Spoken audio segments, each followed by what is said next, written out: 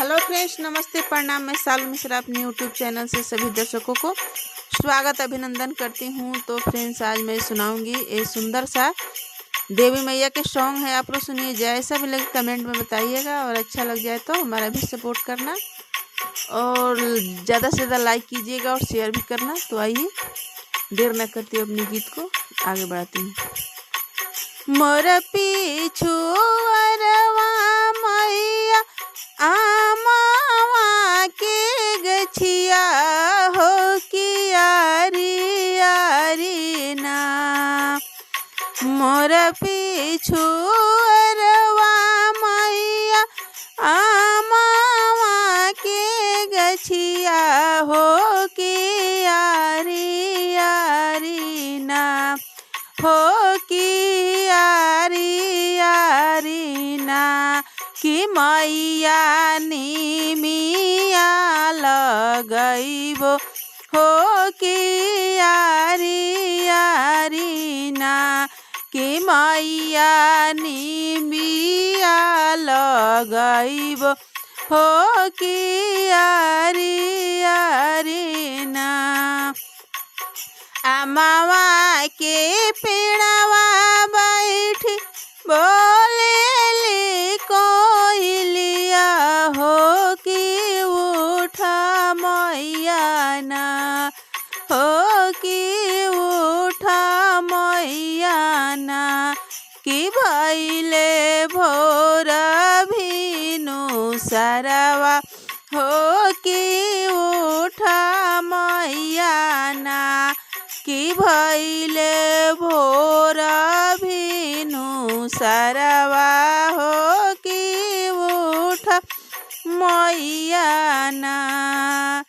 कोयल के बोली सुनी उठेली भवानी हो गगरिया लेके ना।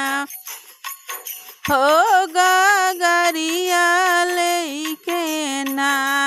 कि मैया पनिया के चलली हो गगरिया लेके ना। भरी भारी पनिया मैया धरेली यारिया हो कि जो है लगली ना।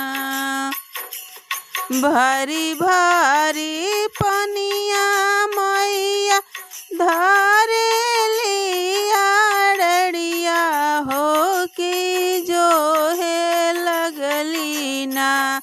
हो कि जो है लगली ना।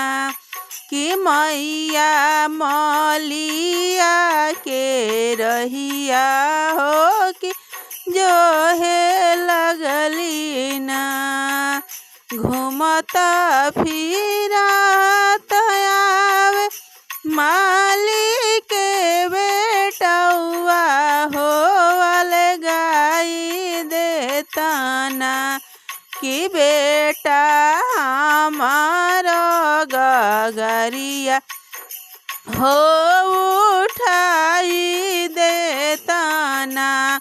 कि बेटा हमारो गगरिया हो लगाई देता ना।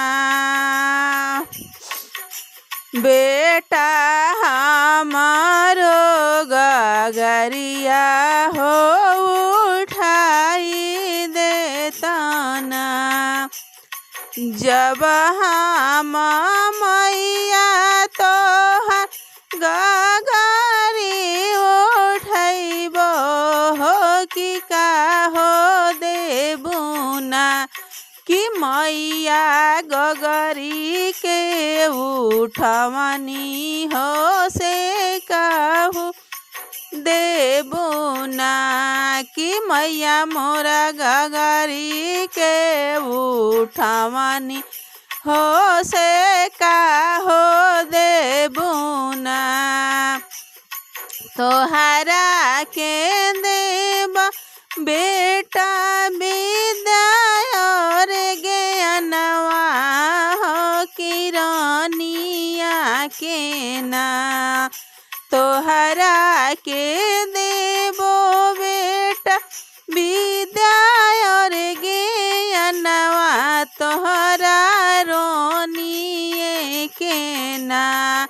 आ बेटा को खिया जुड़वाइबो तोहरा रोनिए के ना। के बेटा कोखी जुड़वाइबो तोहरा रोनी आके ना। अन्न धन से भरल रहे घरवा दुअरवा हो खेलता रहे ना। अन्न धन से भरल रहे घरवा दुअरवा हो खेलता रहे ना। तोहरा गोदी के बालकवा हो खेलता रहे ना। कि तोहरा गोदी के बालकवा हो कि जुग जुग जियो ना।